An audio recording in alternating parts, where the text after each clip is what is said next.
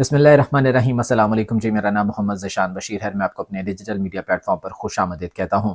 چند بہت اہم خبریں ہیں جی جو کہ آج کے ولاگ میں آپ کے ساتھ شیئر کرنے کے لیے جا رہا ہوں۔ ایک تو آرمی چیف اور وزیر اعظم کی ملاقات ہوئی ہے، اور بہت اہم یہ ملاقات ہوئی ہے وزیر اعظم ہاؤس میں۔ یہ بلکہ اجلاس ہوا ہے جس میں صوبائی قیادت بھی موجود تھی، جس میں عسکری قیادت بھی موجود تھی، اور کئی اہم فیصلے اس میں کیے گئے ہیں، خصوصاً جو جعفر ایکسپریس کے بعد کی جو سچویشن ہے اس واقعے کے بعد کی، اور جو آپریشن کرنے کے حوالے سے، یا آپ سمجھ لیں کہ آرمی چیف صاحب نے جو ہارڈ سٹیٹ بننے کے حوالے سے جو بات کی تھی، اس بارے میں بہت اہم ترین اور سوشل میڈیا کو لے کر بہت اہم ترین فیصلے کیے گئے ہیں۔ اس حوالے سے ڈیٹیلز ابھی آپ کے سامنے رکھتا ہوں۔ ادھر سردار اختر مینگل کا جی لانگ مارچ چل رہا ہے، وڈ سے کوئٹہ کی جانب وہ رواں دوا ہے۔ ابھی جس وقت میں آپ سے یہ بات کر رہا ہوں کوئٹہ کی طرف وہ بڑھ رہے ہیں، اور اس میں امپورٹنٹ یہ ہے کہ پاکستان تحریک انصاف نے سردار اختر مینگل کے اس مارچ کو سپورٹ کرنے کا اعلان کر دیا، اور صرف سوشل میڈیا پر نہیں بلکہ آن گراؤنڈ اس کو سپورٹ کرنے کا اعلان کیا گیا ہے۔ باقاعدہ طور پر باضابطہ بیان تحریک انصاف کی جانب سے جاری کیا گیا ہے۔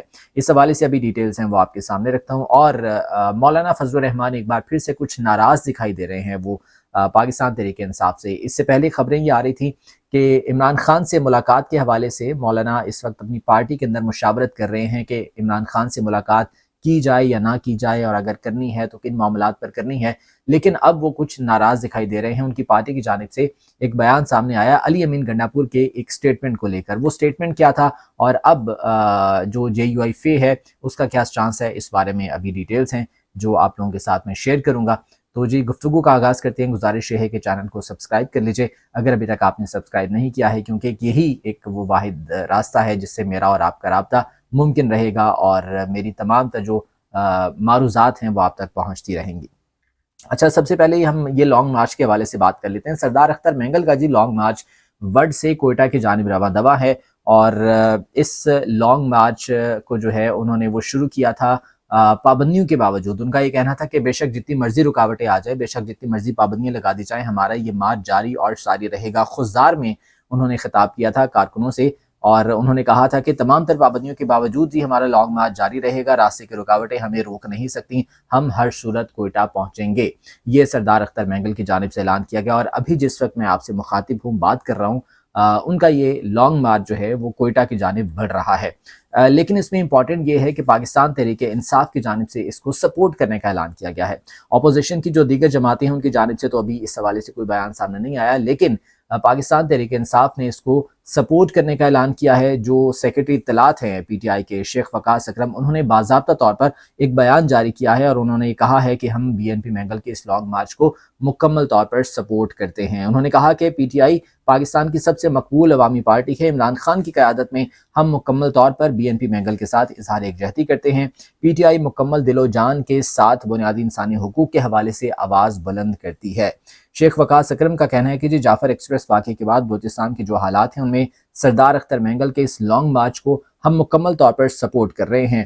اس کے علاوہ انہوں نے کہا کہ PTI جبری گمشدگیوں کی شدید مذمت کرتی ہے، ٹارچر کو کنڈیم کرتی ہے۔ PTI killing of unarmed protesters, یعنی کہ جو پرامن طور پر احتجاج کر رہے ہوتے ہیں ان پر جو آپریشن کیا جاتا ہے، اس حوالے سے انہوں نے کہا کہ ہم پروٹیسٹ کرتے ہیں اور کنڈیم کرتے ہیں، اور جتنے بھی غیر آئینی اقدامات ہیں ان کو بھی کنڈیم کرتے ہیں۔ اس حوالے سے PTI سردار اختر مینگل کے لانگ مارچ کو مکمل طور پر سپورٹ کر رہی ہے۔ یہ شیخ وقاص اکرم کا جی باقاعدہ طور پر بیان آیا ہے۔ دیکھیں، ایک چیز ہوتی ہے سوشل میڈیا پر سپورٹ کرنا، لیکن ایک چیز ہوتی ہے آن گراؤنڈ۔ ہم دیکھ رہے ہیں کہ یہ جو لانگ مارچ چل رہا ہے، وڈ سے کوئٹہ کی جانب بڑھ رہا ہے، سردار اختر مینگل اس کی قیادت کرے، اس میں پاکستان تحریک انصاف کے پرچم بھی دکھائی دے رہے ہیں، وہاں پر تحریک انصاف کے سپورٹرز بھی دکھائی دے رہے ہیں جو کہ اس لانگ مارچ میں شامل ہیں۔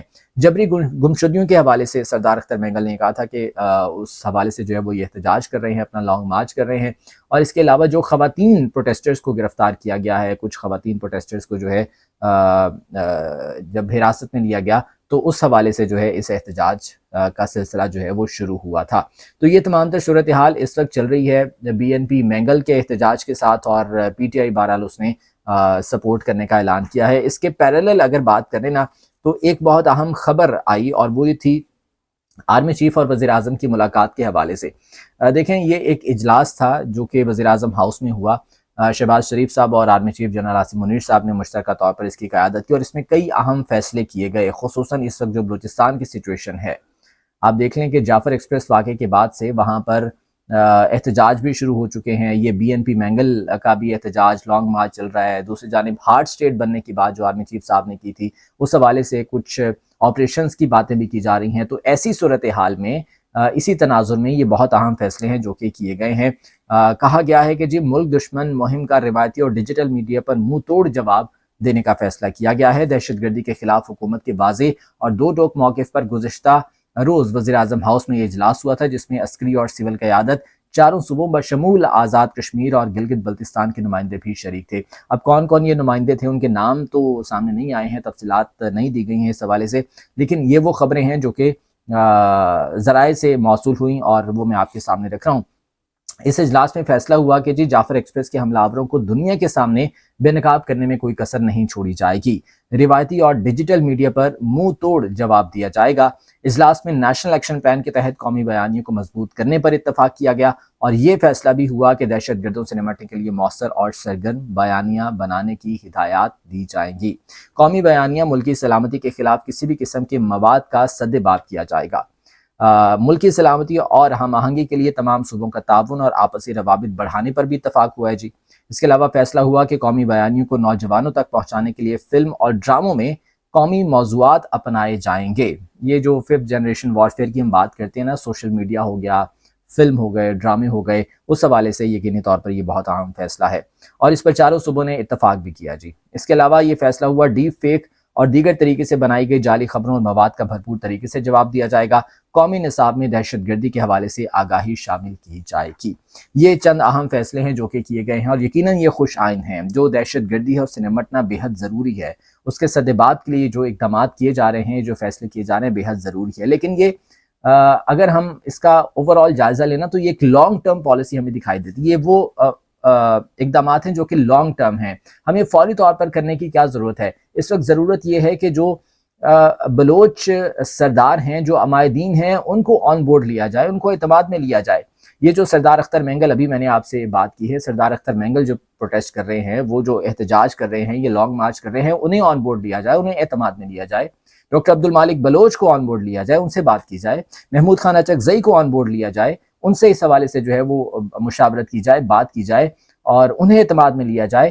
تو یہ مسائل جلد حل ہو سکتی ہیں, یہ بہتر طریقے سے حل ہو سکتے ہیں, کیونکہ یہ تمام لوگ وہاں کے جو عمائدین, آپ سمجھ لیں کہ عمائدین علاقہ ہیں یا قبیلوں کے سردار ہیں, یہ ان میں شمار ہوتے ہیں اور یہ اپنے لوگوں کو بہتر طریقے سے جانتے ہیں, یہ اپنے لوگوں کو بہتر طریقے سے کنونس کر سکتے ہیں. یہ جو ابھی جو فیصلے کیے گئے ہیں اس اجلاس میں, وزیر اعظم اور آرمی چیف کی زیر صدارت اجلاس میں, یہ ہارڈ اسٹیٹ بننے کی جانب ایک اور قدم ہے. یقینی طور پر یہ بھی بے حد ضروری ہے, یہ بھی ہونا چاہیے, کیونکہ جو دہشت گردی ہے اس سے نمٹنے کے لیے ہر طرح کے اقدامات کی ضرورت ہے. لیکن دوسری جانب آن دا پیرالل سائڈ ہمیں یہ کرنے کی ضرورت ہے کہ یہ جو قبائلی عمائدین ہیں, یہ جو سردار ہیں, یہ جو سیاستدان ہیں بلوچستان کے, بلوچ جو سیاستدان ہیں نا, انہیں آن بورڈ لے کر پھر ان معاملات کی جانب جو ہے وہ آگے بڑھا جائے تو میرے خیال سے یہ بہتر طریقے سے یہ معاملات حل ہو سکتے ہیں. اور ان کی بے حد ضرورت بھی ہے, تاکہ جو سیاسی ایک ہم بات کرتے ہیں نا سیاسی کردار کی, وہ کہاں پر ہمیں نظر آئے گا؟ سیاسی کردار پھر ہی نظر آئے گا نا جب ان سے جو ہے وہ سیاسی طور پر بات کی جائے گی. تو سیاسی حکومت کو بھی اس حوالے سے اپنا کردار ادا کرنے کی ضرورت ہے. پاک فوج تو اپنا کردار ادا کر رہی ہے اور آئندہ بھی وہ جس طرح سے جس عزم کا اظہار کر رہی ہے وہ اس سے پیچھے نہیں ہٹیں گے اور ڈیفینیٹلی وہ اس حوالے سے اپنا کردار ادا کرتے رہیں گے. اچھا, ادھر پاکستان تحریک انصاف اور مولانا فضل الرحمان کا جی اس وقت معاملہ تھوڑا سا خراب چل رہا ہے. اس سے پہلے خبریں یہ آ رہی تھی کہ مولانا فضل الرحمان نے اپنے پارٹی کے اندر مشاورت کر رہے ہیں کہ وہ عمران خان سے ملاقات کریں یا نہ کریں, اور اگر کریں تو کون کون سے معاملات جو ہیں اس میں ڈسکس ہونے چاہیے. یہ مشاورت ان کی چل رہی تھی. مین وائل علی امین گنڈاپور نے ایک سٹیٹمنٹ دیا اور اس سٹیٹمنٹ کو لے کر جے یو آئی پھر ناراض ہو گئی اور اب جے یو آئی ترجمان کی جانب سے بیان سامنے آیا ہے. کہتے ہیں کہ فاصلوں کو بڑھانے کے لیے علی امین گنڈاپور سازش کر رہے ہیں. اسلم غوری صاحب کا یہ بیان ہے. اسلم غوری صاحب کہتے ہیں کہ جی گرینڈ اپوزیشن میں رکاوٹ ہے, حکومت اور غیر جمہوری قوتوں کو ان چیزوں کا فائدہ ہوگا. گنڈاپور پی ٹی آئی کے گورباچوف ہیں. انہوں نے کہا کہ پی ٹی آئی کو اندرونی اور بیرونی سازشوں سے خطرہ ہے. جب بھی اپوزیشن اتحاد بننے کی کوشش ہوتی ہے سازشی عناصر اپنا کام شروع کر دیتے ہیں. اسلم غوری صاحب کہتے ہیں جی پی ٹی آئی اپنے اندر ان سازشوں پر نظر رکھے. گنڈاپور نے علماء کی تصحیح کر کے اپنی گھٹیا ذہنیت کا اظہار کیا ہے. علماء کرام انبیاء کے وارث ہیں, ان کی توہین برداشت نہیں کی جائے گی, یہ انہوں نے کہا ہے اسلم غوری صاحب نے. اور ڈیفینیٹلی اس پر جو ہے وہ مولانا فضل الرحمان بھی اس میں شامل ہیں، ان کی جانب سے بھی اسی قسم کا جو ہے وہ رد عمل دیا گیا ہے۔ اچھا معاملہ کیا تھا دیکھیں، علی امین گنڈا پور نے نا ایک سٹیٹمنٹ دی تھی، ویسے تو اس طرح کی سٹیٹمنٹ نہیں دینی چاہیے تھی، وہ جس عہدے پر فائز ہیں، جس عہدے پر براجمان ہیں، انہیں سوٹ نہیں کرتا کہ وہ اس طرح کی سٹیٹمنٹ دے، لیکن بہرحال وہ کوئی اتنی ہارش بھی نہیں تھی۔ انہوں نے جناب وہ بات کی تھی کہ سب سے جو خطرناک چیز ہے وہ آگ ہوتی ہے، لیکن آگ کو پانی بجھا دیتا ہے تو اس کا مطلب ہے کہ پانی آگ سے زیادہ طاقتور ہے۔ پھر جناب پانی جو ہے وہ انسان پی جاتا ہے تو اس کا مطلب ہے کہ انسان اس سے بھی زیادہ طاقتور ہے۔ پھر انہوں نے کہا کہ جی موت جو ہے وہ انسان سے بھی زیادہ طاقتور ہے، کیونکہ جب موت آتی ہے تو انسان اس کا مقابلہ نہیں کر سکتا۔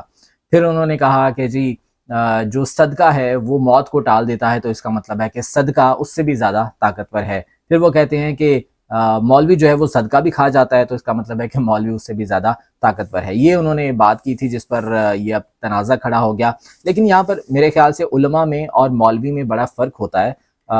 اس چیز کو شاید مولانا فضل الرحمان بھی سمجھتے ہوں، ان کی جماعت کے دیگر جو علماء کرام ہیں یا دیگر لوگ ہیں وہ بھی سمجھتے ہوں گے، لیکن بہرحال بات پھر وہی ہے کہ علی امین گنڈا پور کو اس قسم کا بیان نہیں دینا چاہیے تھا۔